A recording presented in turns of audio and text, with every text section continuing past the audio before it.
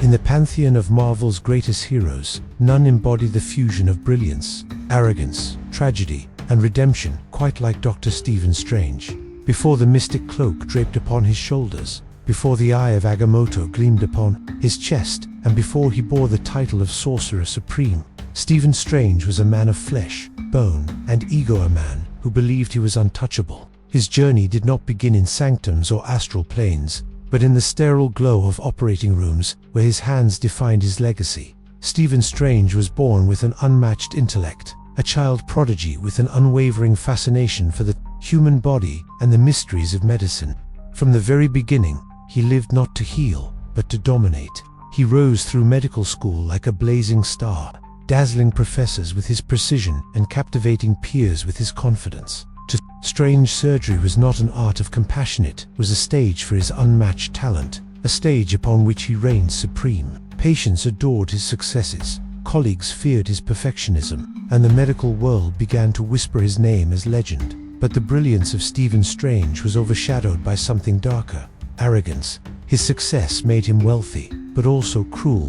He turned down cases that were not worthy of his time, refusing to waste his genius on anything less than glory. For Strange, the operating table was no longer a battlefield of life and death, it was a throne, and he its king. It was this arrogance that fate would strike down. One evening, in the midst of his lavish life, Stephen Strange drove his sleek car through stormy roads. His phone buzzed with messages, his mind preoccupied with trivial pursuits. In a moment of carelessness, destiny twisted the wheel. Metal screamed against rock, glass shattered, and the world of Stephen Untouchable was broken in a single instant. When he awoke, the world was no longer the same. His body was battered, but it was his hands, the instruments of his pride, that bore the cruelest punishment. Once steady and precise, his fingers now trembled uncontrollably, scarred beyond recognition. The surgeon who had saved countless lives could no longer hold a scalpel. His throne had been shattered, his crown ripped away. At first, Strange refused to believe it. He poured his fortune into surgeries, procedures, and experimental treatments. He traveled across continents, visiting the best doctors, subjecting himself to risky operations, all in desperate attempts to restore his former glory. But every effort ended in failure. The hands that once sculpted miracles remained broken. His wealth dwindled, his reputation crumbled. His friends, once drawn to his brilliance, abandoned him.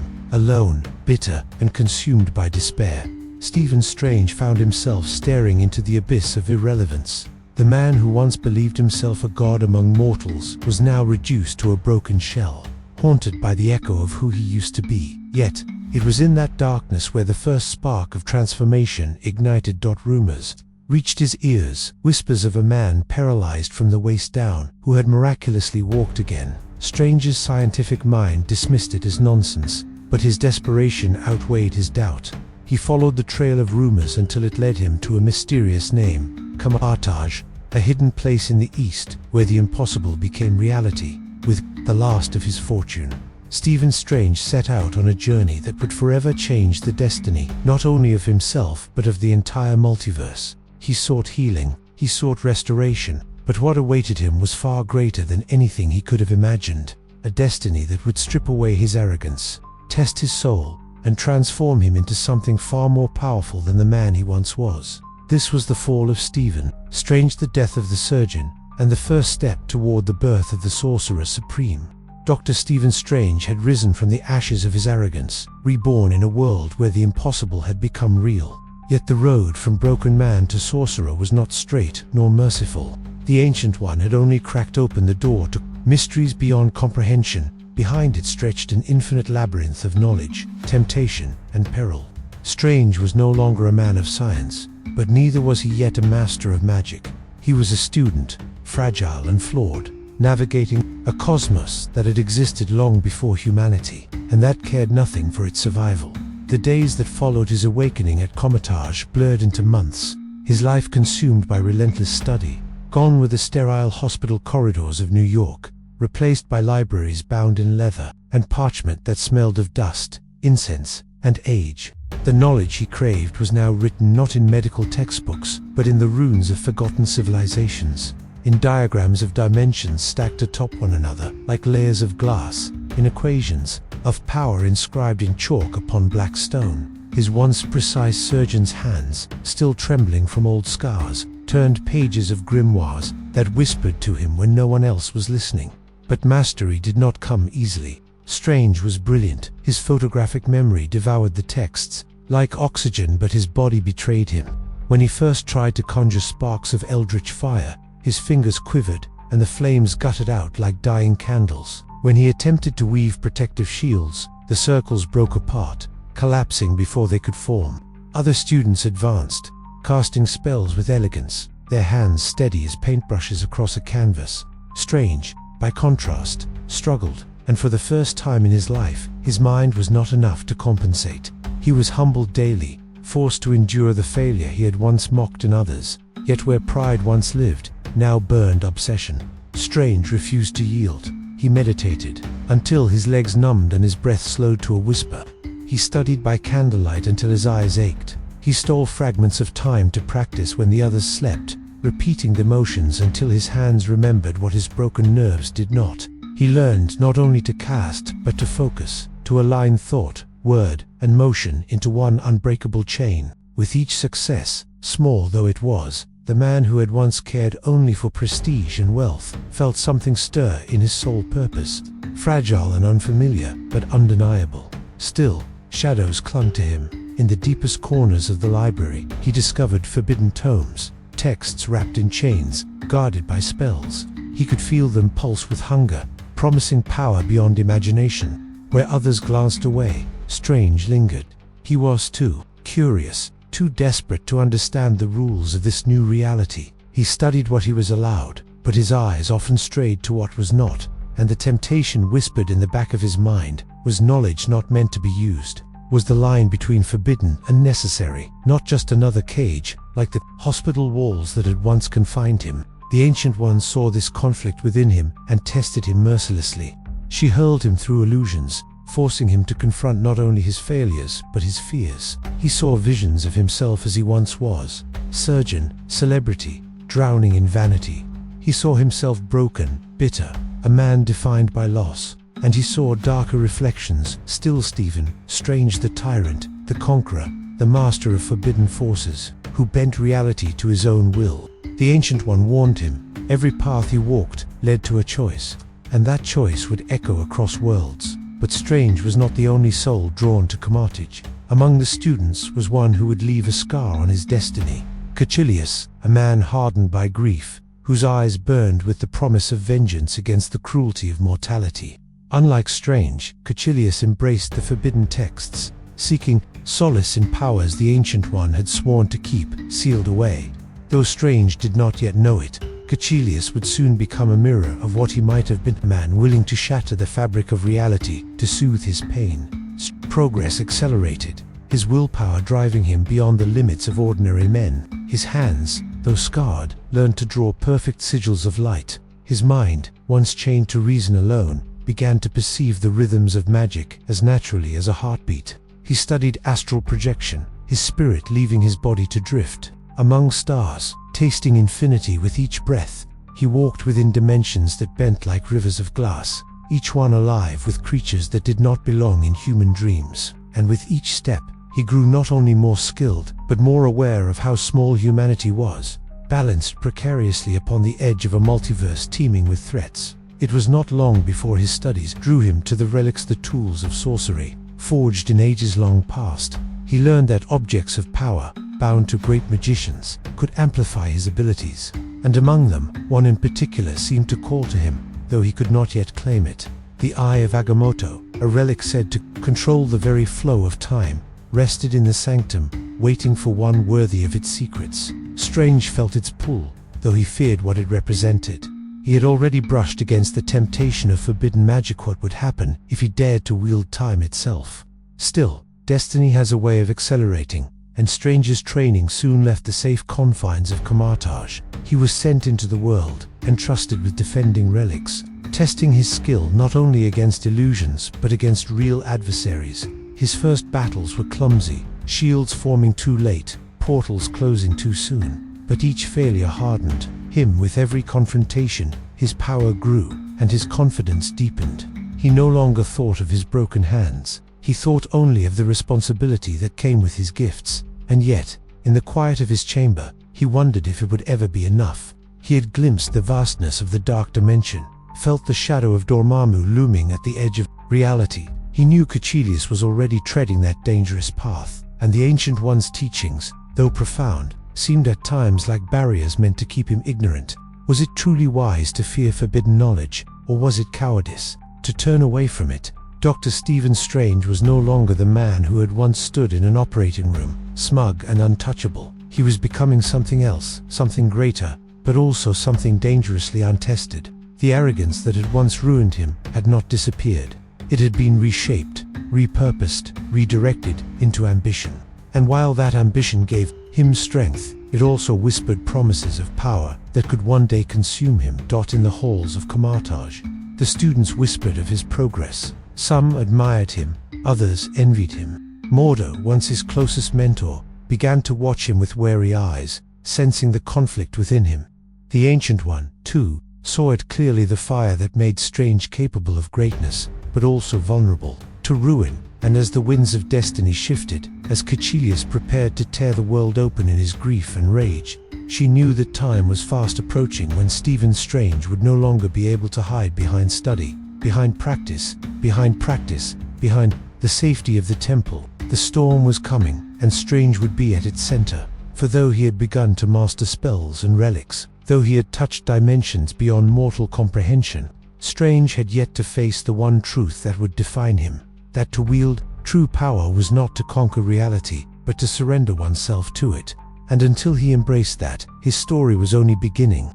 Dr. Strange's ascent into the realm of mysticism was not a path lined with glory, but one carved through humility, sacrifice, and the relentless pursuit of knowledge. After years of training under the Ancient One, he had grown into a sorcerer, capable of extraordinary feats, wielding spells that could bend the very fabric of reality. Yet, the true test of his power was not in the incantations he could utter, nor the artifacts he could wield, but in the choices he would be forced to make, choices that would shape not only his fate, but the fate of all dimensions.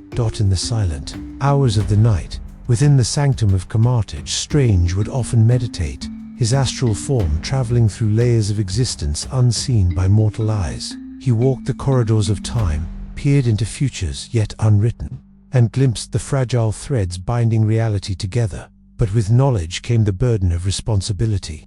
The Ancient One had warned him, every vision carries temptation, every secret holds danger, and power without discipline leads only to ruin. Strange, once arrogant and reckless as a surgeon, now understood the weight of those words. His journey into becoming Earth's protector intensified with the looming threat of the dread Dormammu, Lord of the Dark Dimension. Dormammu's hunger for dominion stretched across countless worlds, and now his gaze was fixed on Earth. Strange had encountered his influence in Shadow's cultists, whispering forbidden chants, portals flickering with dark fire, and the scent of corruption spreading like a plague. He knew that to face Dormammu was to stand against an eternal, cosmic force. And yet, he did not falter.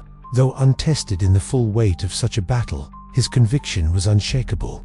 Earth was his responsibility now, a responsibility he would not abandon. With the passing of time, the Ancient One's power began to wane. Strange could feel it in the trembling of the wards that protected the Earth, in the hesitation within her once iron gaze. Her death was inevitable, and when it came, it was not only the loss of a master, but the collapse of a pillar upon which the entire magical world had leaned.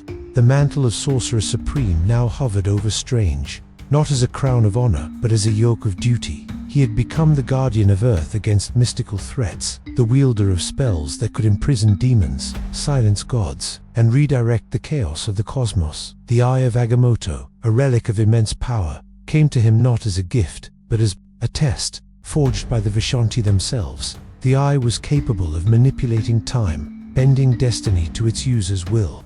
Yet Strange knew that meddling with time was to flirt with catastrophe. Still, there were moments when he could not resist. In his chamber, he experimented, rewinding the fall of an apple, looping the destruction of a candle's flame, bending reality like a craftsman molding clay. Each time, he told himself it was only to learn, only to prepare. But deep within, He knew temptation was his greatest enemy. It was this same eye that led him into his greatest trial against Dormammu, when the Dark Lord finally unleashed his wrath upon Earth, splitting open the skies and flooding the world with chaos. Strange stood as the lone bulwark against oblivion. No army, no legion of sorcerers, only one man with the will to fight. With the eye, he trapped Dormammu in a loop of time, dying and reviving over and over in an endless cycle. It was not strength that won the day, but cunning and resolve. Strange forced Dormammu into surrender, not by overpowering him, but by outlasting him. This battle did more than save Earth. It solidified Strange's place as one of the greatest defenders of existence. But victory carried its price. Humanity slipped further from him with each passing confrontation. His mastery of the mystic arts brought awe and respect, but also fear and isolation. Friends grew distant. Allies questioned his methods, and Strange himself wondered whether the line between man and sorcerer had already been erased. The world still remembered the brilliant surgeon who once graced operating rooms, but that man was gone, replaced by a guardian who lived in shadows, whose battles were fought in silence, invisible to those he protected. Even as Strange grew into his role, the threats escalated. He faced demons from the fiery depths of Mephisto's domain, warred against gods whose names had long been erased from human history, and stood against eldritch horrors that clawed at the veil of reality. With each victory, he became more isolated, carrying secrets that no mortal could ever comprehend. The Sanctum Sanctorum, his home in New York, became both fortress and prison. Its halls echoed, not with laughter or conversation, but with whispers of ancient spells. Warnings carved into walls by sorcerers long dead. Yet through it all, Strange never wavered. His duty was clear. Earth must be protected, no matter the cost. He understood that the people he safeguarded would never truly know his sacrifices. They would never see the nights he spent battling across dimensions, the scars etched into his soul by demons and gods, the constant weight of knowing that at any moment everything could unravel. To be Sorcerer Supreme was to live in eternal vigilance, never at peace, never at rest. But deep within his heart, buried beneath layers of stoicism and discipline, there still burned the embers of the man he once was. The brilliant, passionate Doctor who once sought to heal lives was not entirely gone. That humanity, fragile and flickering, became his greatest strength. It reminded him why he fought not for glory, not for recognition, but for the chance that others could live without fear of the darkness he confronted daily. Doctor Strange was no longer merely a sorcerer. He was a guardian of infinite worlds, a man who bore the weight of eternity on his shoulders, and yet still stood unbroken. His path was far from over, and darker challenges awaited him, but he had become something greater than he ever imagined. No longer Stephen Strange, the arrogant surgeon, but Doctor Strange, the protector of all reality.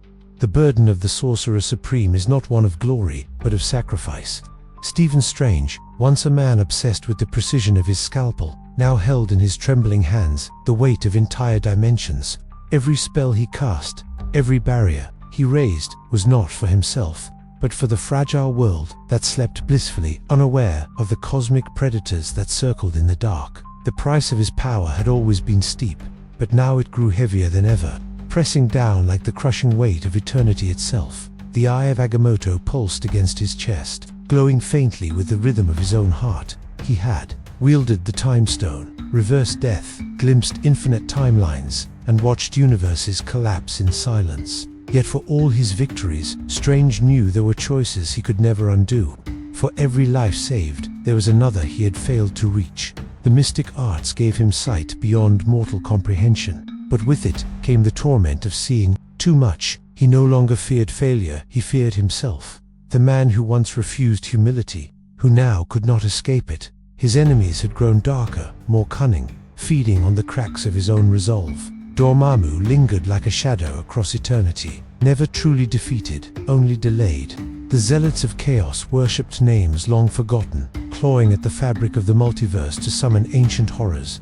Even allies he once trusted, the man who had walked beside him had turned his back, seeing Strange not as savior, but as blasphemer, one who twisted the sacred laws of magic too freely. Their rivalry was not born of malice, but of conviction, making it all the more dangerous. Yet Strange could not yield. His sanctuary, the Sanctum Sanctorum, had become more than a fortress. It was a beacon, a lighthouse cutting through storms of unreality. Within its walls, he trained new disciples, guiding them not only in spellcraft, but in the understanding that magic was not conquest, but responsibility. Still, he knew many would fail. Magic had a way of consuming its wielders, seducing them with whispers of untold power. Strange bore the scars of that temptation himself. As threats grew beyond his grasp, Stephen turned his gaze upward, into the vastness of the multiverse. He saw reflections of himself across realities, some noble, others monstrous. Variants who had surrendered to ambition, who had become tyrants cloaked in robes of infinite possibility. In them, he saw his greatest warning. He understood now that his destiny was not only to guard the earth, but to guard himself. For the most dangerous enemy of all was the man he could become if he ever faltered. Still, within the endless war against chaos, there were fleeting moments of peace. The laughter of Wang, his steadfast ally and brother-in-arms, reminded him that friendship could anchor even the most drifting soul. The memory of Christine Palmer, the woman who once loved, the man he had been, kept alive the remnants of Stephen's humanity. Even as he walked the line between God and man, she reminded him of the surgeon who had once believed he could fix everything with his hands alone. That man was gone, but the love that had shaped him remained, glowing faintly like a star in a night without end. Stranger's journey had become less about wielding power and more about enduring it. He was not the strongest sorcerer because of his spells, but because of his ability to bear the unbearable.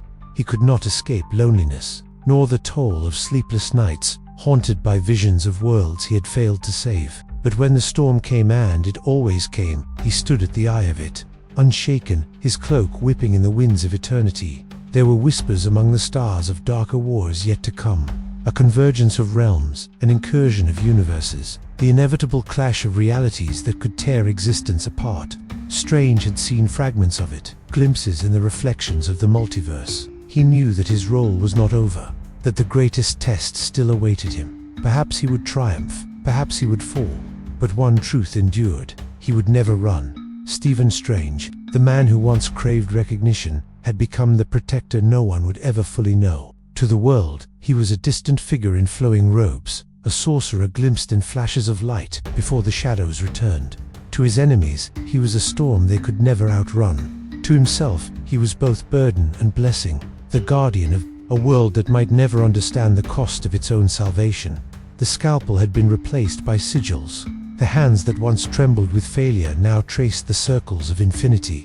And as long as Stephen Strange drew breath, the earth would remain guarded not by gods, not by armies, but by a single man who had learned, at last, the meaning of humility, the Sorcerer Supreme.